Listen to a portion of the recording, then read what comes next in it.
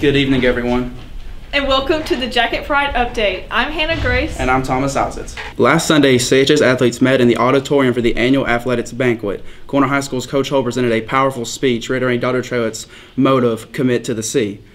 As Coach Hull highlighted, this phrase is more than a call to action, but an example reflected by each and every one of our athletes. Juniors and seniors, make Miss Calvert proud by buying a prom ticket. No longer will we have to dance around exhibits on a 6-foot dance floor because this year prom will take place at the beautiful Stonebridge Farms where there's plenty of room for Jesus. Not only will this be far from the Birmingham construction, but your ticket of only $65 will cover food, fun times, and a fireworks show. So be sure to purchase your ticket by the end of January. Everyone's favorite chemistry teacher, Coach Carlisle, is now growing a beard. This already mysterious creature just added to his many layers by adding a blanket of hair upon his cheeks and his chin. We reached out to Coach Carlisle to find answers. His response? I wanted to look 10 years older. I was too young looking. But we had to investigate further. What middle-aged man going through his midlife crisis would strive to look older? Our prediction? This may be a fashion choice, but more likely just a product of his carefree attitude. So we asked the second question, with his true response saying, just like, what the heck? I'm tired of shaving. Also on sale this month, yearbooks. This annual is a great showcase for your future use when trying to convince your kids you were always a total loser. For only $65, a plethora of photos to accompany your high school memories are available for you. Purchase off the CHS website or in the office today. Do you like coffee? Because you are now in luck. Here's Patty with the latest on Sumiton's new staple, the blend. Hi, I'm Patty and I'm here at the blend interviewing Nancy and Joe Clark. So how long ago did you decide to open the blend? It's kind of a multifaceted answer to that question. We've been thinking about an idea of a coffee shop for years. When we moved to Alabama here about a year and a half ago, one of the things we noticed is that there was no coffee. And so we put some more thought into the idea, and then probably really about 3 months ago, some things fell in line where we thought this could actually happen. And there was no coffee around, and we live right here in Sumiton, so we wanted there to be coffee. We did some talking and realized that several other people would like some coffee, and we thought it might be a good idea. But then also, we're big on the community idea, and we noticed that this is a college town, technically. But it doesn't feel like it at all anywhere you go. And so one of the things that helps with that is creating a place where people can, as we say, come together.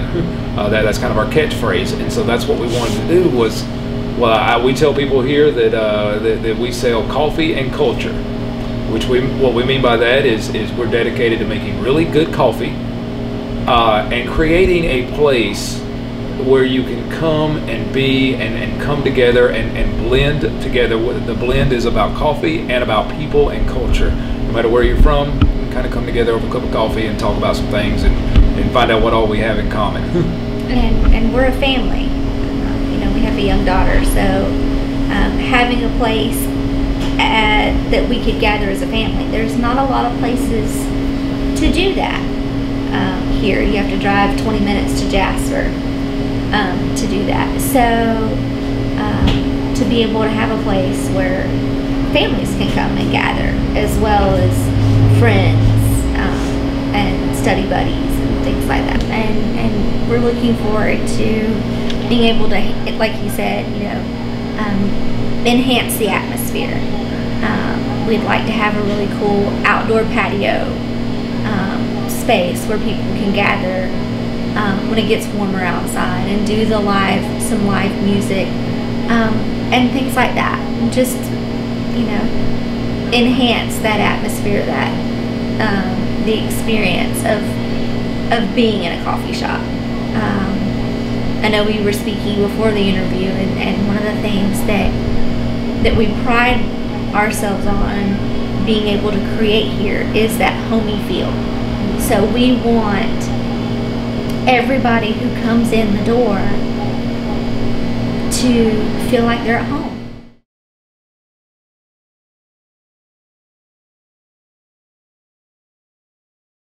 My name is Jessica Silas. I'm the new assistant principal here at Corner High School. What has it been like going from being a teacher to an assistant principal? It's an interesting transition. I have been a classroom teacher for 20 years.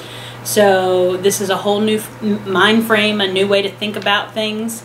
I do miss the teaching part. I miss it every day, and I think I always will. But I'm really enjoying what I'm doing now. I learn something new constantly. I'm very lucky that I have a mentor like Dr. Trewick, who is teaching me and helping me learn this new position. About a year ago, not becoming assistant principal and not coming here, I had the opportunity to go back to school. And I started researching different programs, and I was looking into a program at Jacksonville State called Teacher Leadership. And it was building your skills as a teacher and becoming a leader among teachers. And actually, Dr. Trewick was the one who we had a conversation, and he actually encouraged me to instead pursue instructional leadership, which would open up a lot more doors when it came to jobs and actually being a principal or assistant principal or working at the district level someday. And so that's the program I did. So I've been in the program for about a year, and it just so happened that I graduated in December, right about the same time that Mr. Holmes announced that he was going to retire. So it was a blessing to me that the timing lined up this way, and I was able to apply for this position. Are there any issues with the school that you are facing, like, right now? I think right now my main goal is getting acclimated to this change. I think the mission that Dr. Trewick has been sharing with us and building has made tremendous strides in the culture here, in how people treat each other, and really building that Yellow Jacket family. So right now, I think my main goal is to support Dr. Trewick in his goals, new teachers, and helping them learn the process of building lessons and connecting with kids. So possibly in the future, I think I could see myself maybe working with new teachers in that aspect, or I may end up teaching at the college level, or I may continue to be an assistant principal or a principal. So I'm not really sure. I think it's too new right now to decide that, but I do know that I'll grow from here, and I hope that we'll just see where that journey takes me. Welcome back. Now it's time for the health and wellness segment. And here is Jackie Tolbert and Patty Melton. And my name is Patty. And I'm Jackie, and we're starting a series of segments about mental health and illness. We'll be talking about what these disorders are, how to treat them, and more. For the first segment of this series, we'll be talking about a disorder that affects all types of people. Anxiety, the intense, excessive, and persistent worry about everyday situations. Almost everybody has felt anxious about something before, but feeling anxious and having anxiety are two different things. Feeling scared or nervous about an upcoming test is normal. But when you're experiencing severe or uncontrollable panic about simple things, it's an issue. The way anxiety feels can range from being tense or restless to completely panicking about non-existent danger. Anxiety isn't only fear, though. Severe anxiety can lead to depression, headaches or chronic pains, social problems, and issues functioning normally. You could experience a range of physical symptoms along with anxiety, like what Jackie's already mentioned. Examples are sweating, trembling, feeling weak and tired, or gastrointestinal problems, which just means stomach pain. It can also lead to trouble concentrating and insomnia. It is also common to have anxiety with other disorders, but it's not necessarily linked. Anxiety is a difficult disorder that can absorb your thoughts in day-to-day life and make it hard to do simple tasks. Imagine leaving the house in the morning and you aren't sure if you've locked the front door. Generalized anxiety disorder is just what the name says. Generalized anxiety about common, everyday things. It is when a person constantly worries out of proportion of the actual danger. That means that something small and insignificant can be scary and damaging to a person with anxiety, and they react in fear to something that isn't really scary, or at least shouldn't be as scary as they're making it out to be. Your body reacts as if an actual danger. It causes a raise in heart rate and adrenaline levels. Social anxiety is really similar to generalized anxiety, but it appears in social situations. It can cause you to avoid or fear any type of situation. And this doesn't mean that people with social anxiety are recluses or hermits. Honestly, people with social anxiety encounter situations that they're uncomfortable with every single day. You may get really embarrassed when you're talking to people, or you're in front of people, or when you make a speech mistake. Panic disorder is an inconsistent anxiety that can often have a trigger. By inconsistent, I mean you're not feeling it all the time. It comes in repeated episodes caused by an action, event, or phrase that leaves behind a feeling of panic. It can peak within a few minutes and cause a panic attack. It feels stronger than generalized or social anxiety, and it can cause feelings of panic, shortness of breath, chest pains, or rapid or pounding heartbeat. Something not widely known is that a lot of the time, people with an anxiety disorder are fully aware that they're thinking or acting irrationally. The fact is, anxiety disorders aren't easily controlled. Sometimes it's necessary to take medication to help.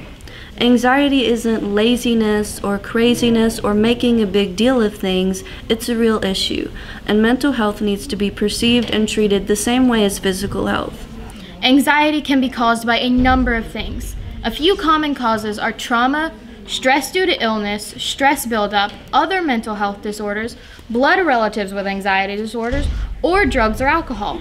But just because you don't have any of these things doesn't mean your anxiety is any less real. If you think your anxiety is caused by something physical, see your primary health care provider. If it's severe, see a mental health specialist, such as a therapist, psychologist, or a psychiatrist. You may get a psychological evaluation. There are lots of different ways to treat anxiety once you've been diagnosed.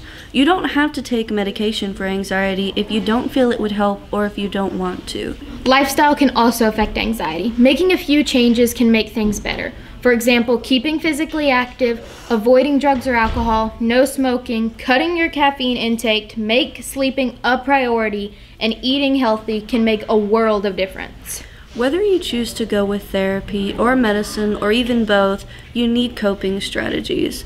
These are things you can do when you're feeling anxious or having an anxiety or panic attack that can help you calm down and face things rationally. First, learn about your disorder. This way, when you're upset, you can understand what's going on with your mind and body and how to deal with it.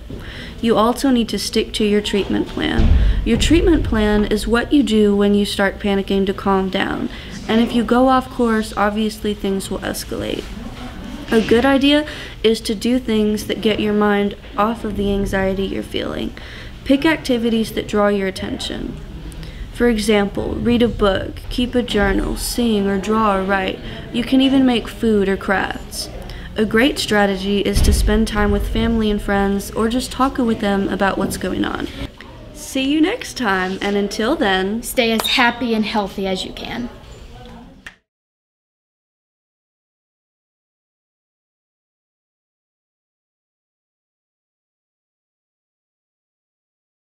Earlier today, Jordan, Campbell, and I discovered a curse.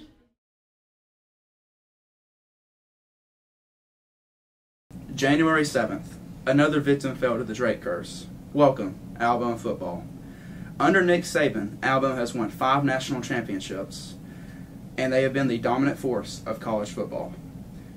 Under Nick Saban, they've never lost a game by more than 14 points. However, last Monday night, they lost by 28 points. This begs the question, is the Drake curse a conspiracy or an actual curse? It's a curse, and let me tell you the facts. In 2014, Johnny Manziel was a highly regarded NFL prospect, winning the Heisman once and being a finalist twice. He was drafted by the Cleveland Browns later that year, and then he got in trouble for partying, often said he did not want to be in the city anymore. So ultimately he got cut and was one of the biggest busts. And then he went to the CFL. His first game, threw 4 picks. After that, Drake was seen supporting the Irish flag with Conor McGregor in his weigh-in. Later that night, Conor McGregor got choked out by Habib, the #1 fighter also, but that was unlike Conor McGregor. Drake. Not only a player bandwagon, Drake is a team bandwagon, most notably with the Toronto Raptors. He is also their global ambassador, because he's a lifetime supporter of the Raptors. Though through his 32 years of life, they have not once made an NBA Finals. For example, last year they were the #1 seed in the Eastern Conference, meaning they have the easiest road to the Finals, and they got swept 4-0 by LeBron and the Cavaliers. Other team bandwagons include Kentucky basketball. Kentucky, as most people know, is the blue blood of college basketball, along with other teams such as Duke, Syracuse, and whoever. But Kentucky has not won a championship since 2012, despite sending multiple players every year to the draft. Drake's curse also goes through other people. He supported Conor McGregor, then Conor McGregor supports the Cowboys, and they've only won 3 playoff games in 20 years. Now, to answer the question I asked in the beginning, is the Drake curse a conspiracy or an actual curse? The answer, it is a curse. Thank you for tuning in to the Jacket Pride Update. Here's Catie Tucker for our musical performance.